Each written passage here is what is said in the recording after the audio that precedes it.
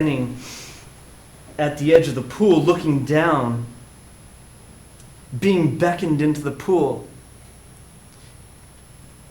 And he's unsure about it. But when his father comes in before him and starts calling to him and saying, "Son, jump down to me. I'm here. I will catch you. I won't let you fall in. I won't let anything happen to you." That it's at that point that the boy, he jumps in. Not because there's somebody there to catch him, but because it's his father there to catch him.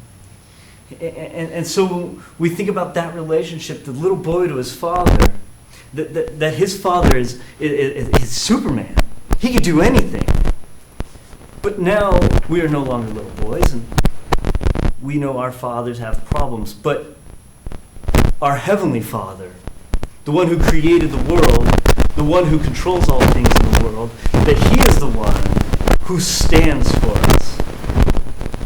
So as all these things are starting to well up, that we're starting to see these changes happening, knowing that when we go out to face every day, that is the Creator God who we have absolute access through Christ because we've been changed by His Spirit, that we can carry on to verse 17, where he says, "And if children, heirs also, heirs of God and fellow heirs with Christ, if indeed we suffer with Him, in order that we may also be glorified with Him." See, this word of suffering should key us in that Paul's going to carry on through the chapter to talk about future glory. And he talks about future glory because there is persecution coming. That these people need to be rooted in to knowing that something's happening down the line. And these people need to know that they cannot have security in their temporal settings. That is only in the eternal setting. So Paul's keying in here and saying, if you suffer with Christ, you are heirs with Christ.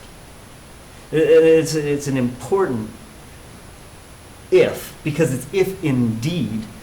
It's cementing it in that says you have absolutely no claim to the glorification of Christ, which you will share in if you are sons with Him, if you do not suffer with Him. You see, Jesus, He didn't come down here just to show us how to live. And He didn't come down here just to suffer and die. He did both. He suffered for the sake of others. And when He suffered for the sake of others, He showed us that there was a different something happening. There's a different way happening. That when God Himself doesn't come just to set our salvation history right, which He did do, He came also to show us the way of life on this world. Not to say everything's wrapped up in the eternal kingdom, but to say that things are changing.